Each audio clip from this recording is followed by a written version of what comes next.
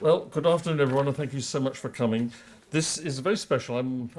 It's not the first time I've introduced a lecture, but I'm introducing it the first of what we think is a new cycle of annual lectures. So that's a very special moment for the Voltaire Foundation. We've had for 25 years or more, we've had an annual lecture called the Weston Lecture that I now run with Avi, who's here, where we invite Enlightenment historians and literary critics to come and give a talk. But in recent years, for lots of reasons that we know about, the Voltaire Foundation has been moving more and more towards digital research. When I first became director, I was given to sell on my first day in the office a CD-ROM. That's a bit historic, isn't it? And then we produced a database in the early 2000s, Electronic Enlightenment. Now we're working on digitizing from scratch, in a sense, the 200-odd volumes of the complete works of Voltaire. So there's always been, although we've been primarily a paper publisher until recently, we've always been doing digital research. And over the last few years, particularly working with Glenn, the digital research has become terribly important. As we've accumulated more data, there's been more opportunities and more excitement in exploiting that data and thinking about how to use it. So it seemed that in the evolution of the Voltaire Foundation, this is a good moment for us to sort of make the point by having an annual lecture. And last year we launched a new online open access journal, Digital Enlightenment Studies.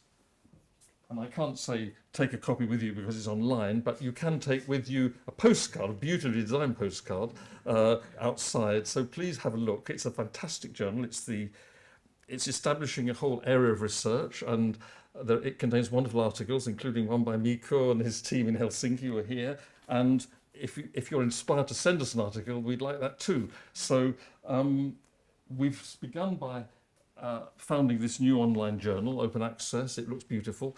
And we're now, in the same spirit, beginning a new series of annual lectures. It's a huge pleasure to have Glenn to give this first lecture in the series.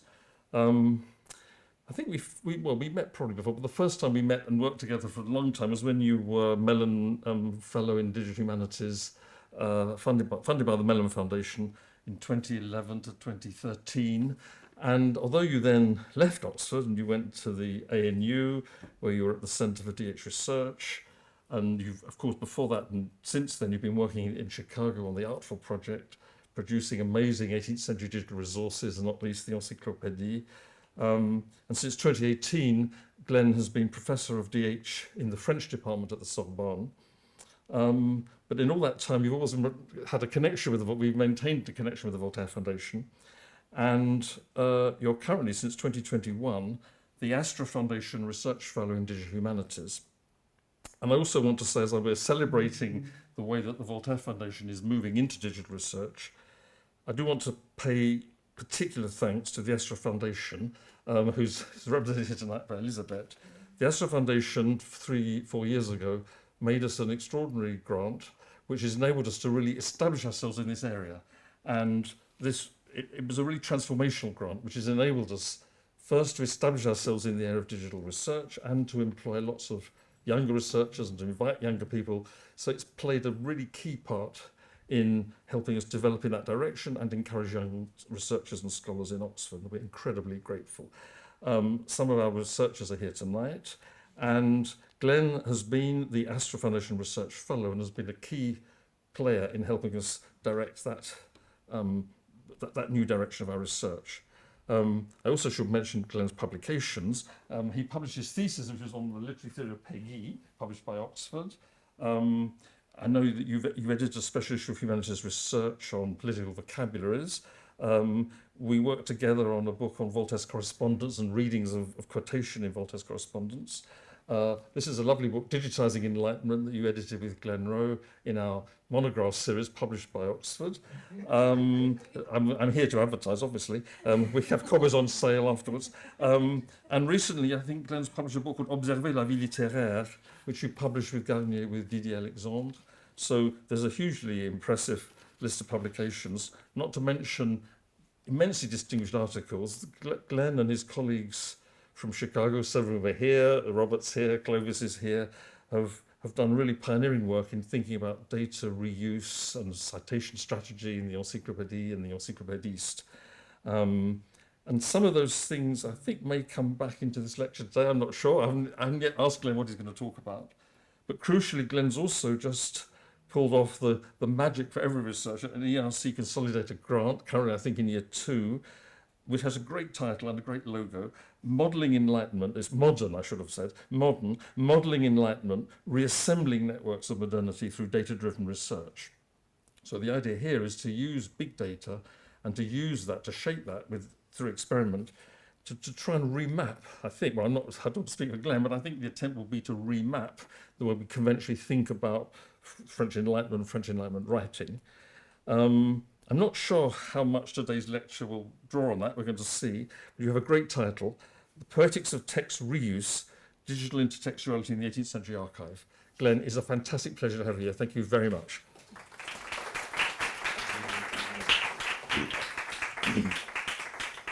Well, thank you so much, Nicholas, and thank you all to coming. It's a really genuine and great pleasure to be here today to give this first annual lecture in digital Enlightenment studies, which is, as Nicholas just mentioned, a field in which we're heavily invested, and that collectively at the Voltaire Foundation in Chicago, thanks to the Astor Foundation, at the Sorbonne, sort of a bit all over, we're committed to promoting this new field of research and to present to the world both in the form of this public lecture, but also the new open access journal that Nicholas mentioned.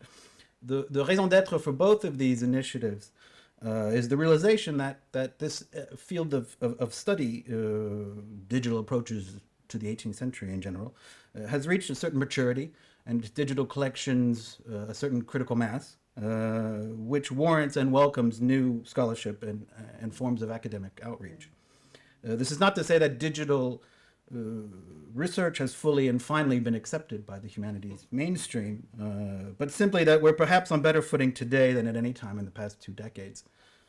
Certain barriers remain, not just for digital 18th century studies, but for the wider digital humanities world in general, who are still in some venues kept at a disciplinary distance. It is often said, for example, that DH lacks sufficient theoretical grounding. It's just a new positivism, all praxis, no theory. And this is somewhat true if you attack literary and historical questions from a purely computational perspective. One text is the same as another, whether it's Proust's novel or a grocery list once reduced to ones and zeros. If, however, you start from a theoretical framework, such as intertextuality, as we'll see today, or the idea of modeling as an epistemological exercise, to follow Willard McCarty, then the conversation between human and machine becomes all the more engaging. And this is especially true in our current age of so-called artificial intelligence, where large language models capable of reading whole universes of texts and generating human-like responses based on an almost infinite archive are in dire need of theoretical, not to mention ethical, grounding from the humanities. These models are the fever dream, I would argue, of post-structuralism. And we need scholars conversant in theory, with a capital T, to understand these new artificial textualities. What I'd like to present to you today, then, is perhaps surprisingly much less technical and much more theoretical in terms of scope. And this is quite intentional on my part, in a modest effort to demonstrate that thinking with and thinking through computational methods and approaches to literary historical data can lead to real insights and uncover the rich complexity of humanistic generative intelligences that are all too often hidden in our ever-growing digital archives. So one such computational approach that we've been using for years at the University of Chicago and elsewhere is the automatic detection of text reuse.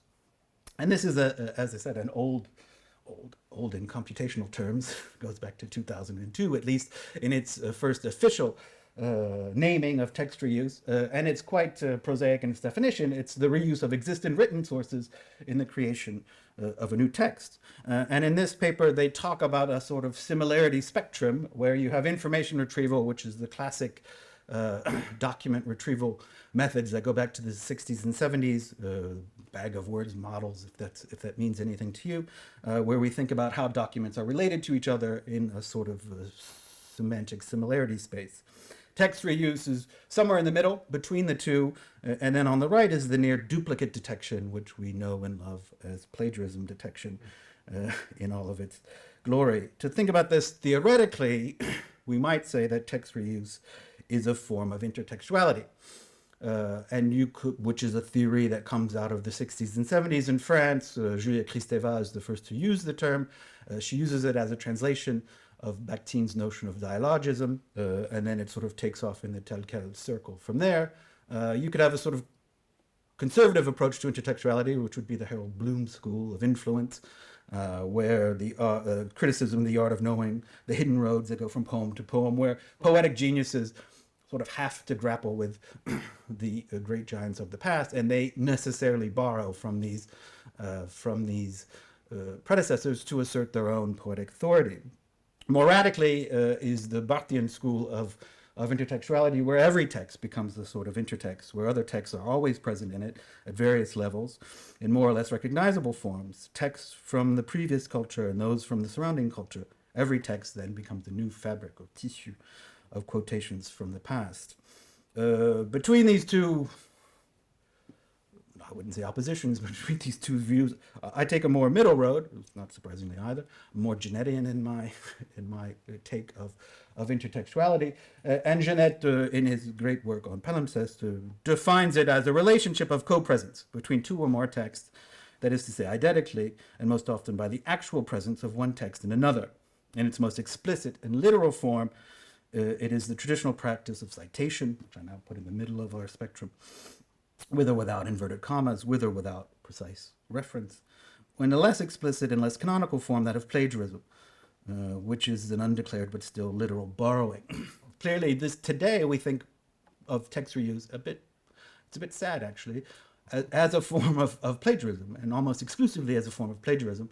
And this is because we have this notion that words belong to certain authors and can't be reused without their authorization. This has played out recently in academia, and if you'd followed the poor plight of Claudine Gay, the first African-American woman president of Harvard, who was fired ostensibly for plagiarism. This article in The Guardian tells you exactly what a broad spectrum this notion of plagiarism is. And a certain Barbara Glatt, who is responsible for the Turnitin software, if you've ever used it, you know about it. It can be direct, copying or something, word for word without attribution. Indirect, the wholesale theft of ideas. Mosaic, and this is a term that will come back today. Hold it in your mind. Changing some words while copying others, or even an honest mistake, an error of omission and execution. All things Gay was accused to have done, even as she continues to stand by her scholarship. These are all things I think we all do as scholars, and it's once you move into the legalistic realm of plagiarism that text reuse becomes a problematic practice. But in the same article, if you move down, the professor of linguistic anthropology at Notre Dame, Susan Bloom, says that there's a sort of continuum, that it's too cut and dry to think of plagiarism just as this theft of other people's words, and that somewhere between originality and complete copying, there's a language and culture that moves into the middle. And that it is in this language and culture that perhaps text reuse inhabits this middle ground. And I would say that that's exactly the case in the 18th century, where they didn't yet have this notion of plagiarism as the theft of another author's word, and that the culture the culture of citation gravitated between these two poles of originality and imitation. And in a nutshell, the 18th century clearly is dominated still at the beginning of the 18th century by this classical notion of imitation, which aesthetically was the model for hundreds of years. And it's predicated on this notion that the value of a work came from its conformity to the great works of the past. And it was through these works that we could gain access to truth, beauty, nature, all of these higher level ideas of which the ancients were somehow the strict equivalent.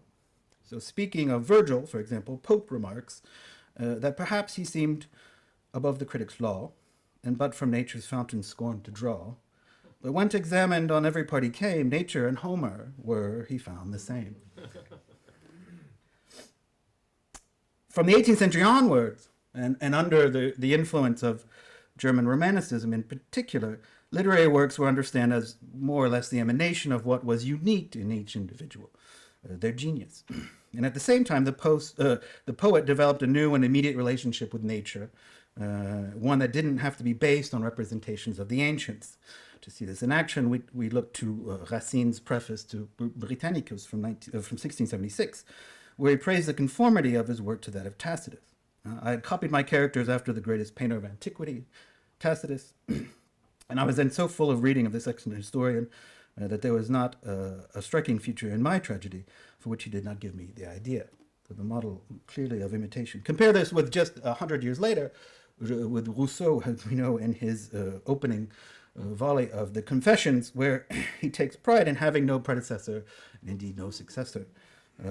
I am creating a work that is without prior example and whose execution will have no imitators. Never mind that generically he borrows his title from St. Augustine, and then thematically he is very much continuing just the work of Montaigne. Montaigne is in fact key here because he demonstrates nicely for us the inherent ambiguity of a writer who is at once imbued with the tradition of imitation, inserting his fleurs étrangères into his text, and already aware of his identity as a unique and original author, giving himself over to the reader tout entier et tout nu. This notion of originality is inseparable from, I would say, the idea, our idea, or the formation of an idea that we can have of text reuse in the 18th century.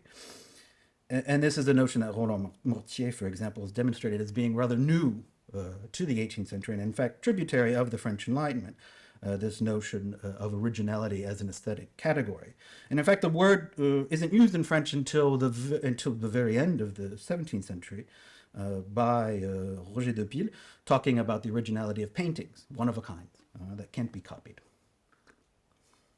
Diderot goes on to use it in 1759 as describing someone of a very original character, the originality of the Baron de Gleichen, the Danish minister to France, to Sophie Volon. The first dictionary enters the lexicon in 1743 in the Dictionnaire Trévoux, who proudly proclaims that you won't find this word in any other dictionary. So the originality of the definition of originality is here proclaimed. Then to be repeated by a bit laconically in the Dictionnaire de l'Académie Française as just the character of that which is original of people or things. The great encyclopedia, of which there will certainly be questioned today, plays with this semantic shift between original and originality. And it can be seen in these two entries, and this is exactly how the encyclopedia works, which seems to be, which presents both the aesthetics of imitation that is still operative in the 18th century, but also presents it as sort of almost already exhausted by this time. So it's in the first design or authentic instrument of something original, which must serve as a model or an example, something to be copied or imitated. Today, we can hardly find any ancient title of possession, subjugation, etc. that is original. They're only vidumas or copies collated from the original. So we've spent our originality. And then the most important thing, of course, in the encyclopedia are the cross-references. So there's a cross-reference to the originality, which we think is by Diderot. And he says, it's a way of doing a common thing in a singular and distinguished way. Originality is very rare. Most people are nothing but copies of each other. The title of original is given in good and bad ways. One can only think of Rousseau there in the sense of an original, both good and bad. So this tension between imitation and originality, between copying, compiling, and eventually plagiarism is central to the Encyclopédie project. As the editors Diderot and d'Alembert were dogged from the outset by accusations of impiety, improper use of authorities, and flat-out plagiarism. D'Alembert responds to their detractors in the editor's introduction to the third volume, where he says, by its very nature, therefore, the Encyclopédie must contain a large number of things that are not new.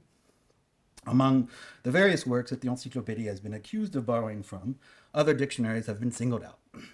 The resemblance that is sometimes found between an article in the Encyclopédie and an article in some dictionary is forced by the nature of the subject, especially when the article is short and consists of only a definition of a minor historical fact. This is so true that most dictionaries resemble each other in a large number of articles because they simply cannot do otherwise. So he's talking here about how you construct a dictionary, how you build it. And typically, practically, how you build it is you started with a list of headwords. And you inherited this list of headwords from other dictionaries.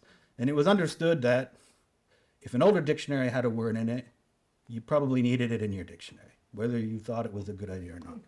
And Diderot takes this head on. This is quite possibly my favorite article in the 74,000 articles of the Encyclopédie. So here is the article Aguazima in the Dictionnaire de Trévoux, so the direct predecessor of the Encyclopédie, which tells us it's a plant in Brazil or the islands of South America, and that's about it. Diderot includes this article in the first volume, and he says, he repeats it. He just reuses the first bit of the article, exact word for word. It's a plant that grows in Brazil, on the islands of South America. This is all that we are told about it. And I would like to know for whom such descriptions are made. It cannot be for the natives of the countries concerned, who are likely to know more about the Aguazima than is contained in this description, and who do not need to learn that the Aguazima grows in their country. It is as if you said to a Frenchman that the pear tree is a tree that grows in France and Germany, etc. It is not meant for us either, for what do we care that there's a tree in Brazil named Aguazima, if all we know about it is its name? What is the point of giving the name? It leaves the ignorant just as they were, and teaches the rest of us nothing. If all the same, I mention this plant here, along with several others that are described just as poorly, then it is out of consideration for certain readers who prefer to find nothing in a dictionary article, or even to find something stupid, than to find no article at all. Clearly, Diderot takes some license with this poetics of reuse. But this really gets to the heart of this notion of compilation, of how you had to construct a dictionary in the 18th century. And so if we look at the article compilé, compilateur, or compiler, which is by, sort of ironically, one of the great text reusers of the Encyclopédie, the Abbé Mallet, he tells us that it's a writer who does not compose anything of genius, but who is content to collect and repeat what others have written, very much not originality. However, most lexicographers, he tells us, are merely compilers. And he goes on to talk about this notion. And so, but clearly somebody, we would assume Diderot, takes some umbrage with this idea of lexicographers being merely compilers. And there is another cross-reference at the bottom, probably added by Diderot, to plagiarist. And so we get finally to plagiarism. And then it's defined quite clearly at the beginning as a writer who plunders other authors and gives their productions of being their own work. This notion of plundering will come back in one of our titles, which was somewhat badly taken, but it's another story.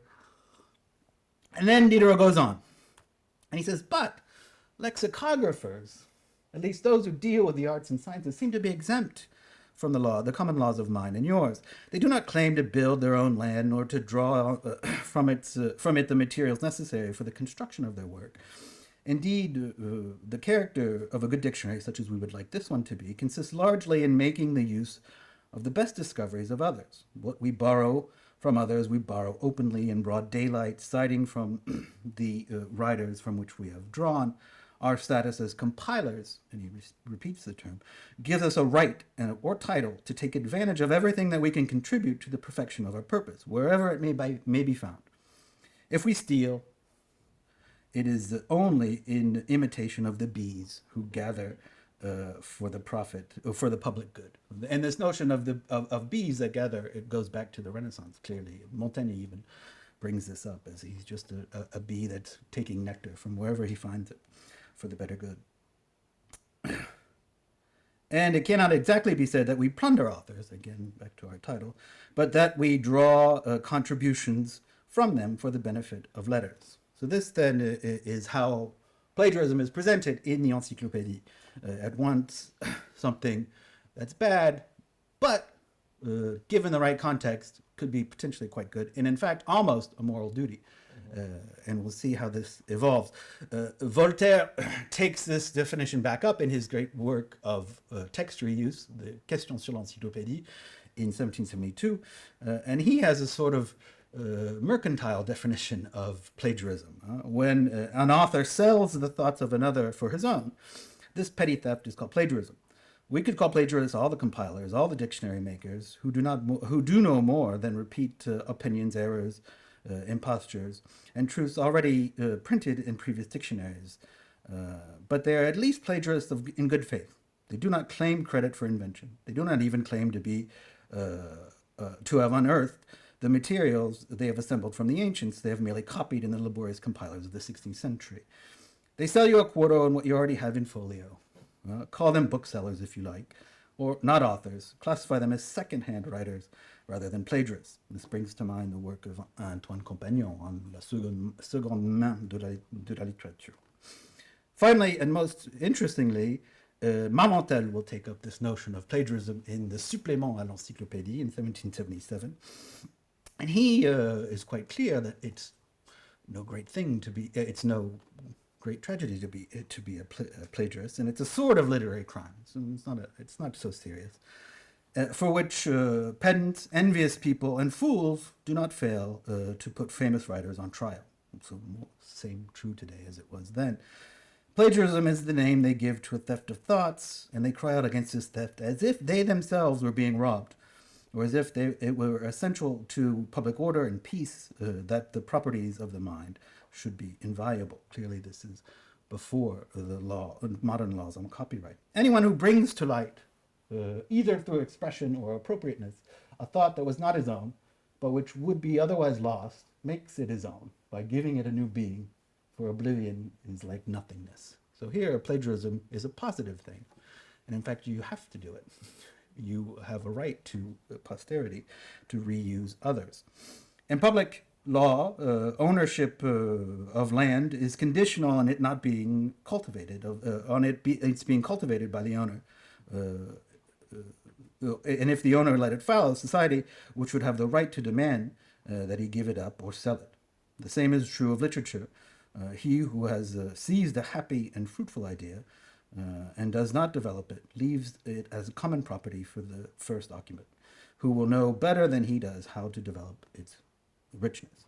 So this is the sort of notion of plagiarism that we've taken on, this notion of text reuse as a productive and in fact almost moral imperative in the 18th century, which clearly will be destroyed in the laws of 1791, 1793 of copyright and the right of the author. But for most of the 18th century, this sort of free and open plagiaristic text reuse is operative, and nowhere more than in the Encyclopédie. And it follows, D'Alembert continues in his advertisement from these reflections that the Encyclopédie must often contain either extracts or even sometimes in full several pieces of the best works of each genre. It is only important to the public that the choice be made with clarity, lumière, and economy. But it is also important for the authors to quote the originals accurately, both to enable the reader to consult them and to give each his due. This is how several of our colleagues have done it. We wish that they had all done so.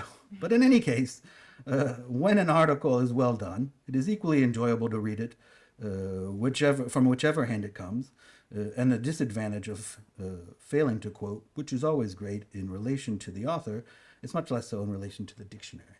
This brings us back to this sort of provoked us years ago to think about how we can find these quotations which were marked or sometimes not marked, and these different reuses in the Encyclopédie, and how we could put the Encyclopédie, which is a huge text, which is 74,000 articles, 28 volumes in folio, on this similarity spectrum, to come back to this.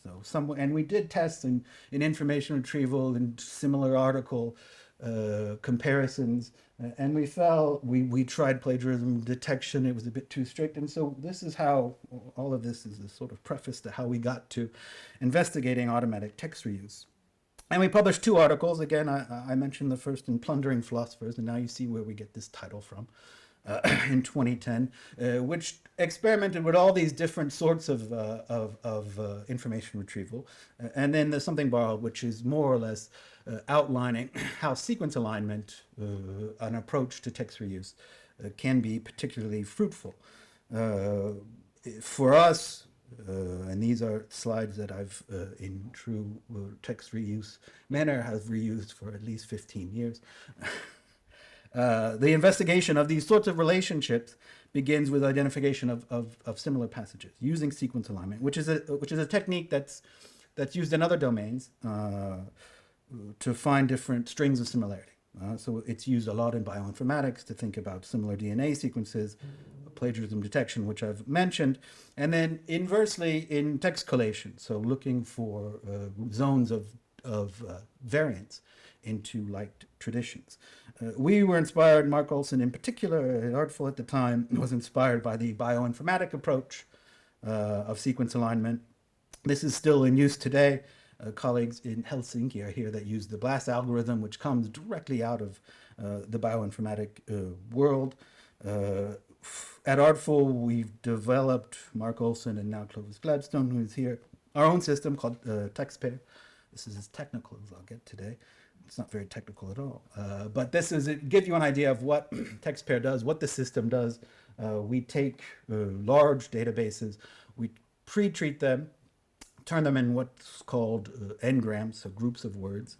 We look for the common sequences of these n-grams, and then we adjust parameters. There's a high flexibility. Again, plagiarism detection was a bit too strict. What we're interested in, especially in my new project, is zones of where the same text is there, but there might be changes or errors or things you can jump out of. So this idea of flexible parameters is very important. And so if you take the first two lines of Rousseau's social contract, l'homme est né libre par tous les derniers faire, this is how we pre-treat the document. It becomes homme libre partout faire.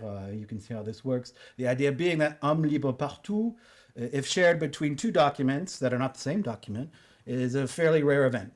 And given the rarity of this event, the algorithm will then think about, are there other n-grams shared either to the left or right in a sliding window that we define.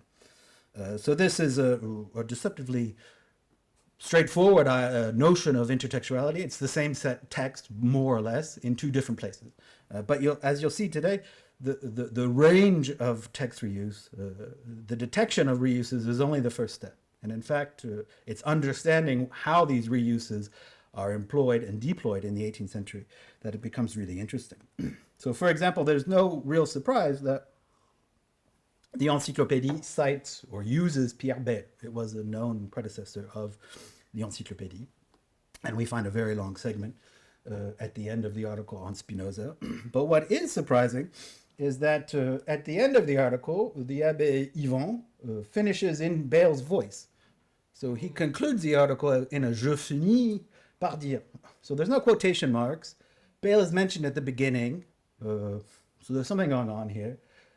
But it's a way of sort of putting Bayle in the Encyclopédie. His voice becomes part of the authorial fingerprint of the Encyclopédie. So he concludes the article.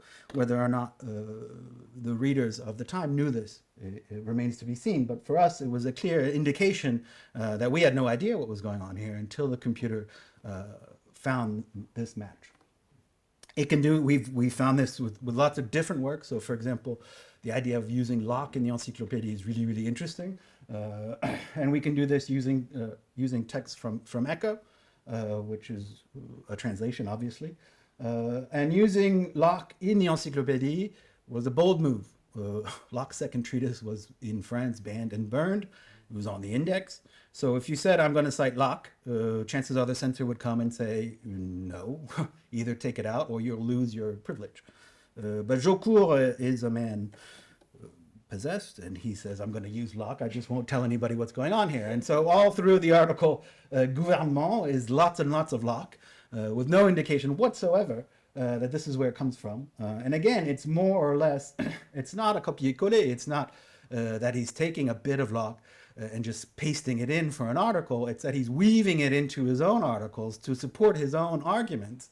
And this is very much how text reuse worked in the 18th century as a way of generating meaning through the use of other models.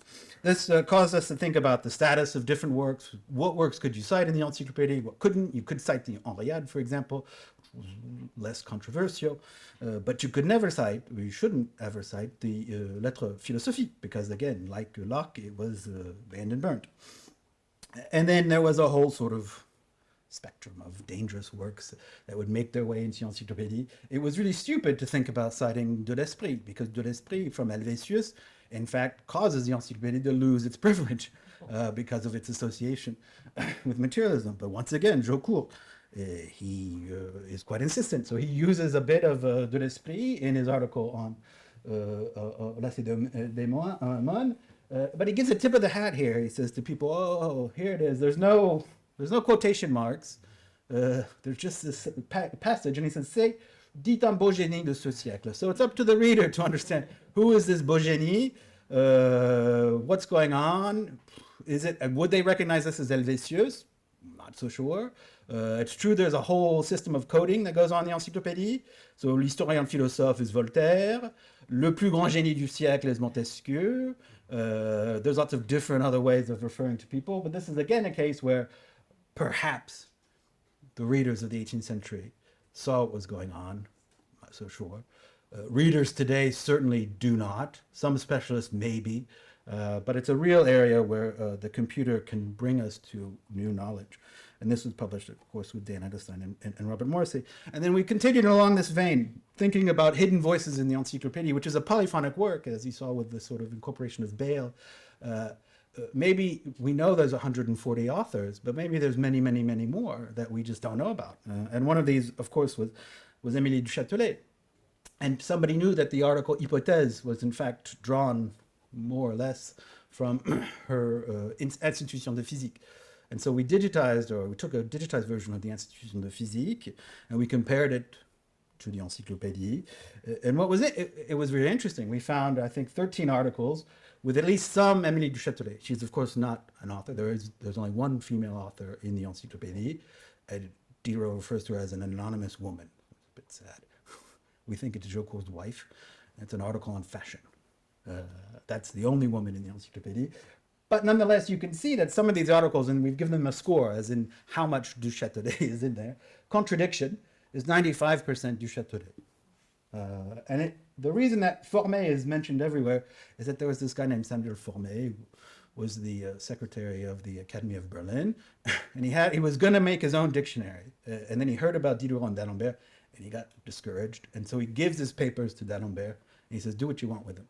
But in fact, he just cribs and steals from Émilie du Châtelet in many places. And so d'Alembert doesn't quite know what's going on, and so he puts this into the Encyclopédie.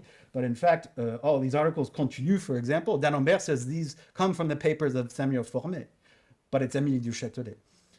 So this sort of gives us this notion of there are these articles that should we should somehow mention Émilie du Châtelet as being at least a co-author with these others.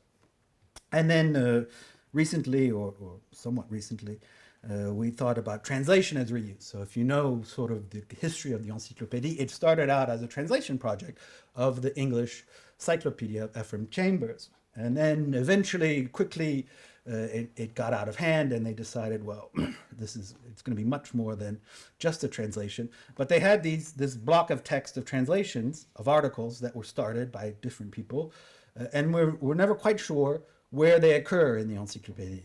There are articles that have a mention, and here Paolo Quinti says that many times they left these articles and just used them as filler, almost unchanged or without significant modifications. But there's never been a sort of systematic undertaking of how to find these articles. Some are marked with this end reference to Chambers. There's about 1,100 of these. And this is a good article. Gynocracy, the law by women.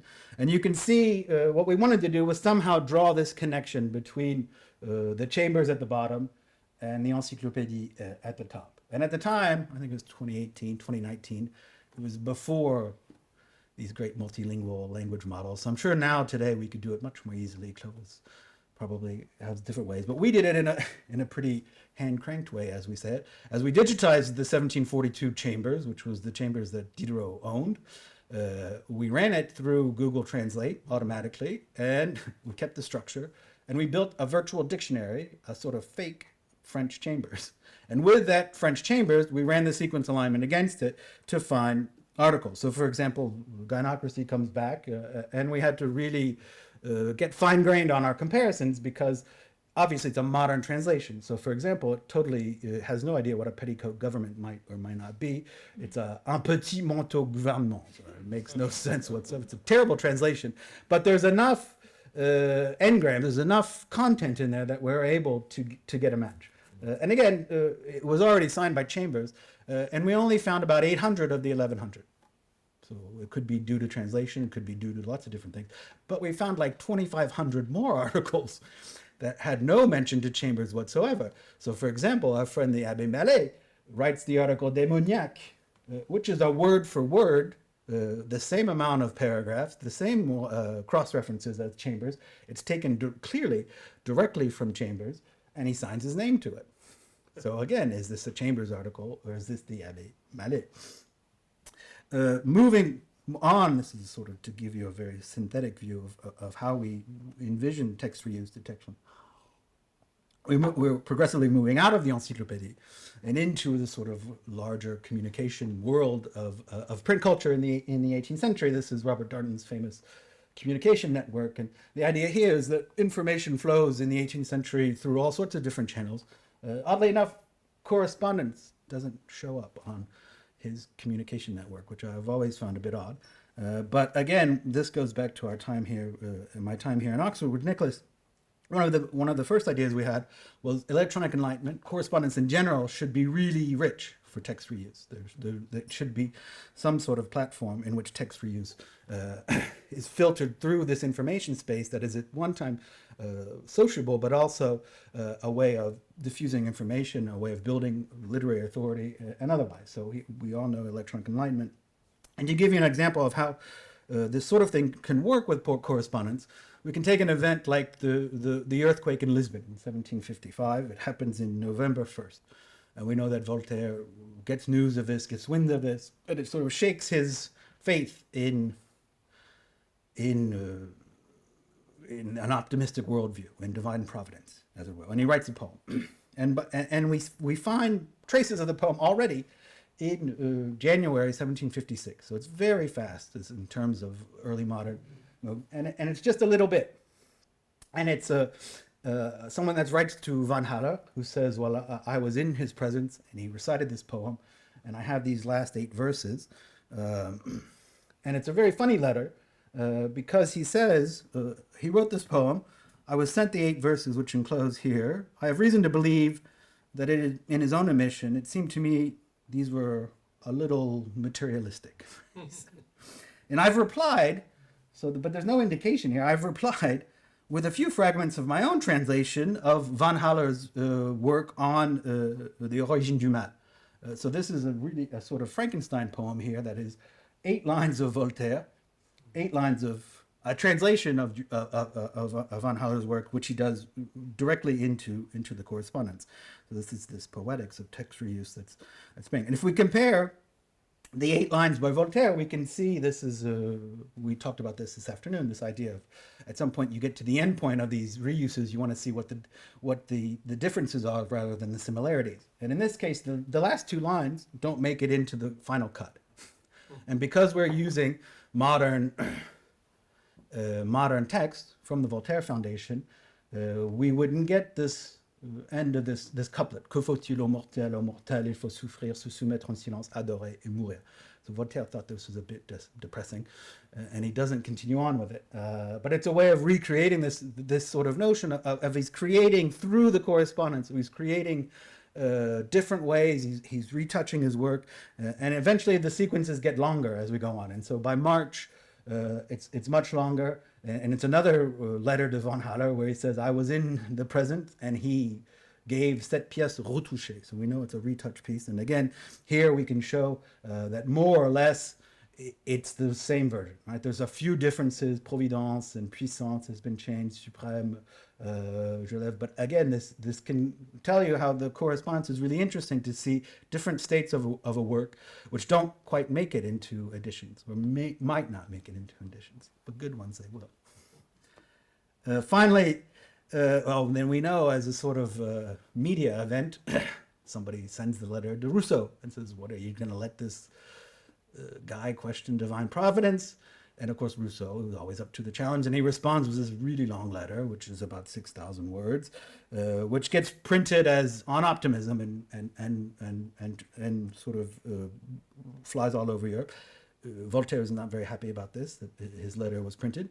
And so we can only assume that one of the responses to this in the same year that On Optimism was published is probably Candide. So again, this way of thinking of reuse as a way of augmenting or understanding cultural dissemination.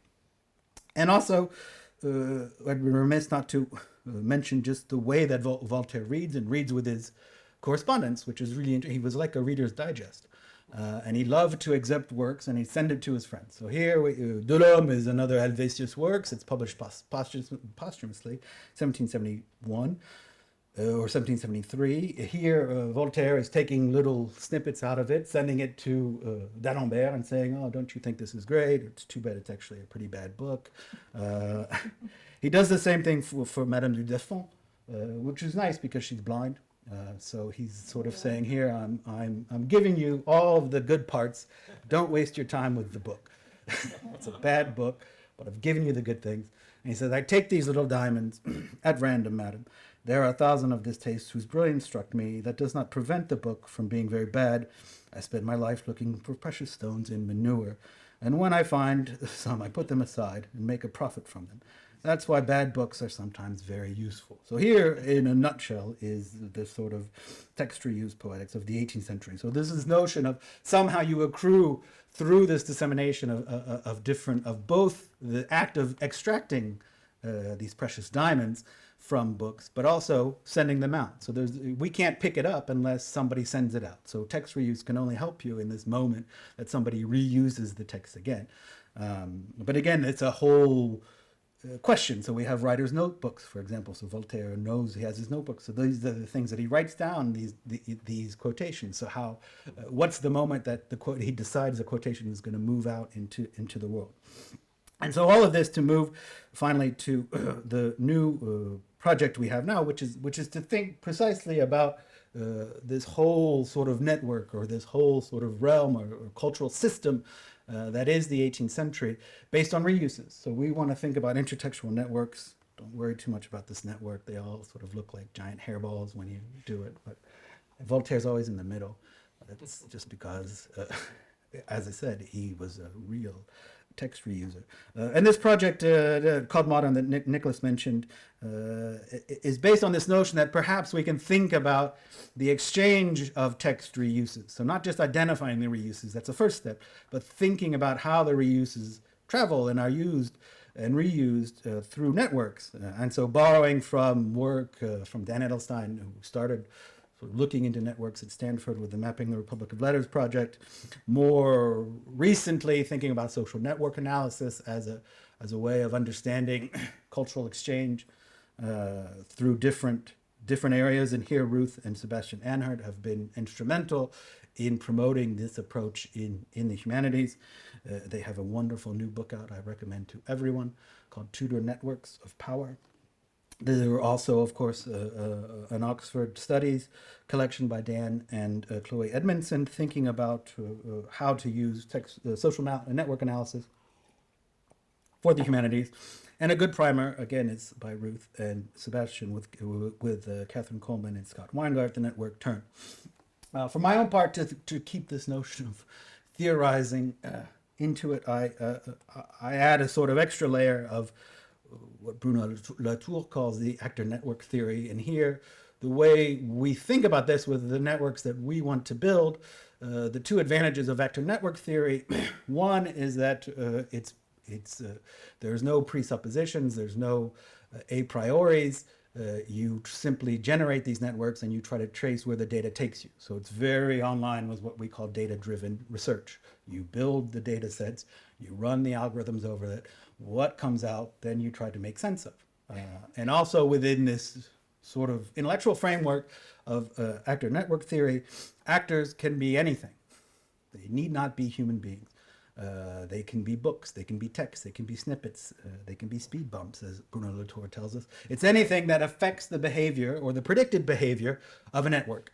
And another important takeaway from this is that sometimes it's not the originators nor the receivers, but it's the mediators that are in fact the most important nodes in a network. But to do this, of course, we have to have a lot of data. And this is what we've been doing for the past couple of years, compiling lots and lots of data, as much as we can get in the 18th century realm, with the only caveat being that we don't digitize anything. So the idea is that digitized collections are significantly sufficient now that we should use them. And that because, yes, there are lots of errors, and because, yes, they come from OCR, there are errors, we should nonetheless use them. So we've taken a mixture of corrected works, which we call canon, so the distinction is only qualitative, and archive, which are OCR. So we have about 12,400 books in this main collection, which we will then compare iteratively through pamphlets, letters, dictionaries, and finally the press, which we're working on with the BNF. And the notion here is to think about to that communication network of Darnton, that it's not just books that are important in the 18th century, but how they move through things like pamphlets, letters, and especially the press. It's very interesting. To have a think about just scale, I think now we have some notion that the press will be about 300 million words. So we're up to 1 billion words, which is completely arbitrary, but it's what I said in my grant proposal, that we get 1 billion words. But the idea being that with 1 billion words, you can build your own data, your own large language model for the 18th century. So we can think about how either fine-tune one, but maybe we can ask Voltaire some questions through the language model that we built. Nonetheless, so what? Who cares? Oh, this is the question I tell my students, just put it in. So what? So what? What can we do then? We have all this data. We're going to run these alignments. We're going to have to filter them, but that's a story for another time.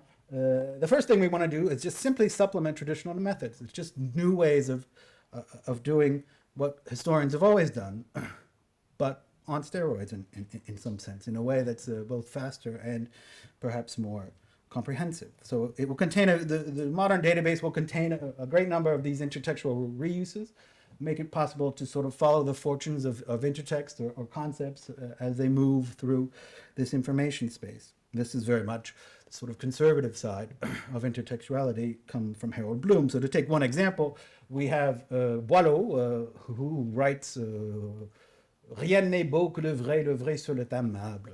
But this is very much an aesthetic judgment. It's talking about verisimilitude. It's about how a text, a fiction, has to be sort of true for people to embrace it.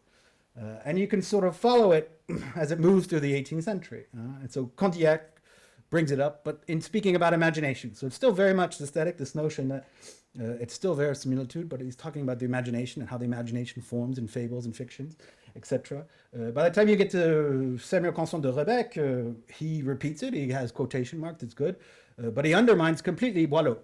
And he says, rien n'est beau que le vrai sur le aimable, quoique celui qui l'a dit n'ait jamais écrit un mot de vérité. So even though the person that wrote it never wrote a word of truth. And then by the time we get to the Revolution, there's an interesting text, which I'll talk about here shortly, called Les Pensées républicaines. You can see that there's no indication at all that it's Boileau.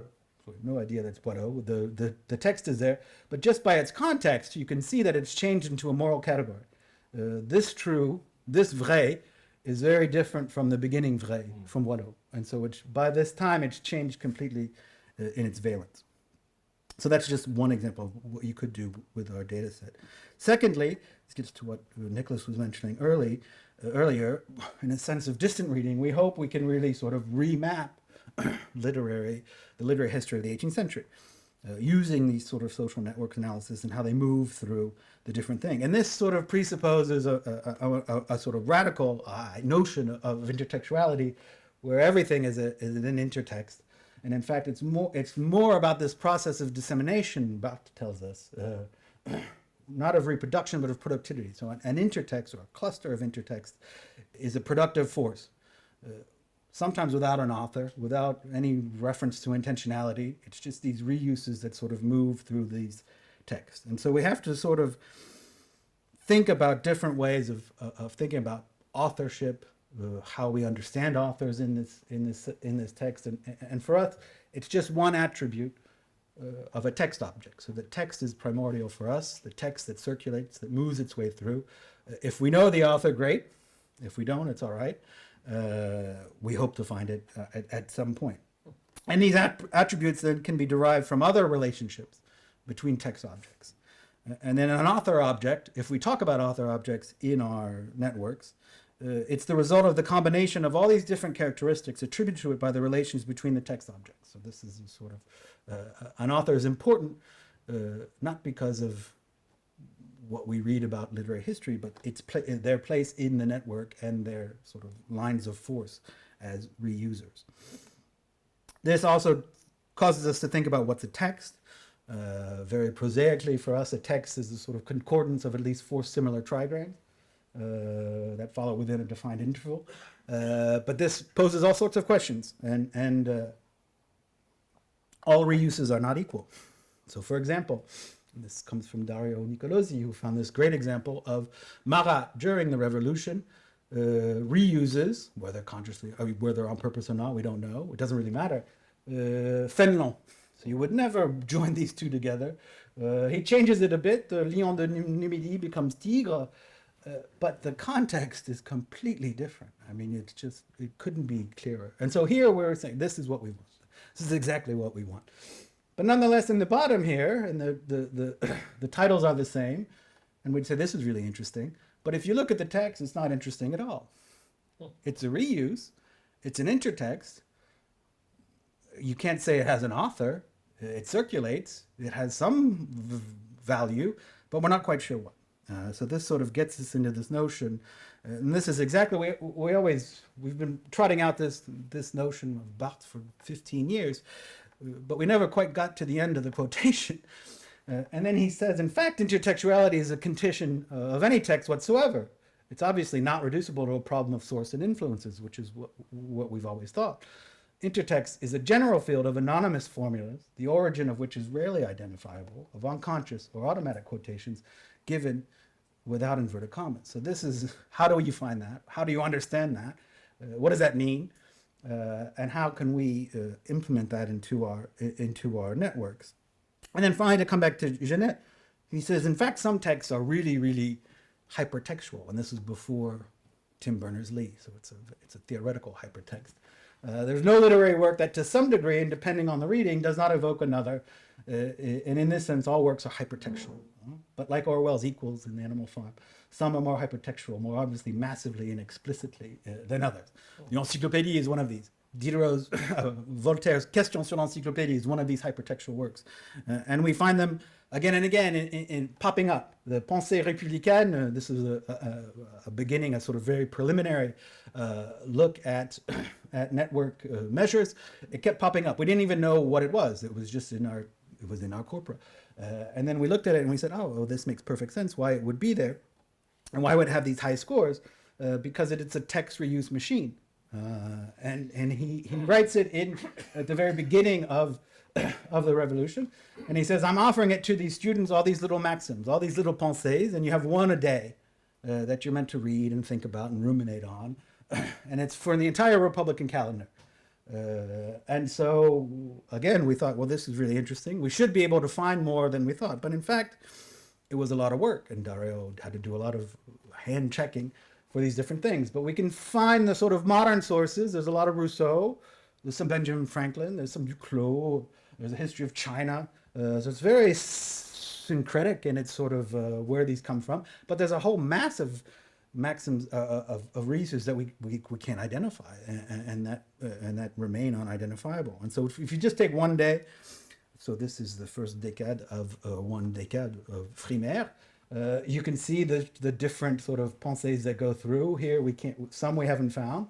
It goes from Benjamin Franklin to Voltaire to Bruyère, back to Franklin, Sénèque, Benjamin Franklin, Duclos, etc. So it's a really fascinating work. It causes you to go in and really get into the text, which Dario has proclaimed as du close reading, so a sort of lovely pun on close reading. But it's interesting to see how these transformations happen. Again, there's no indication of the author in this text. There's just the reuse. But you can see that there's certain changes that happen for whatever reason. In this case, in the first case, with the history of Louis XII, honnête homme is changed into uni à l'intérêt commun, changes completely the text. It's a different text. So it's still Duclos, is it? Is it different? Who does it belong to? What does it mean? Secondly, le génie a ses bornes. So this goes back to this notion of originality. L'esprit a ses bornes et ses écarts. So it's more about rationalism, less than originality. So this is this sort of hypertextual text, and it gets really wild if you move it out. Here we have 2 lines from Le Cid. Mourir pour le pays n'est pas une triste sort, c'est s'immortaliser par une belle mort. 2 lines from l'Henriade, du comment à un enfant l'étonnante aventure ira de bouche en bouche à la race future. In the 6th decade of Pensée of Brumaire, Pensée number 30, you have both these lines that have been melded together. Mourir pour son pays n'est pas une triste sort, si s'immortaliser pour une belle mort. De Barras, so Paul Barras shows up out of nowhere. It's thrown in there. Jeune encore, l'étonnante aventure de ira de bouche en bouche à la race of the future. So it's a completely, who does this play? Is this Corneille? Is this Voltaire? What is Barras doing there? What's going on?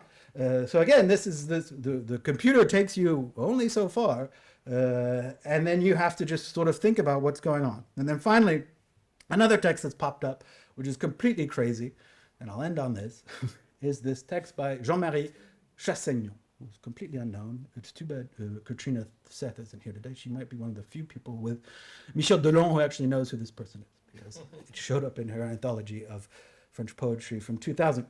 And he's this sort of illuminé. He's one of the illuminists around Mesmer. He comes from Lyon. And he writes this insane book called The Cataracts of the Imagination, Flood of Scribomania, Literary Vomissement, Encyclopedic Hemorrhage, Monster of Monsters by Epimenides, the Inspired, who publishes Dans l'encre de Trophonius. So that, I don't know how you would critically edit that text. Where do you put it? Where do you map that?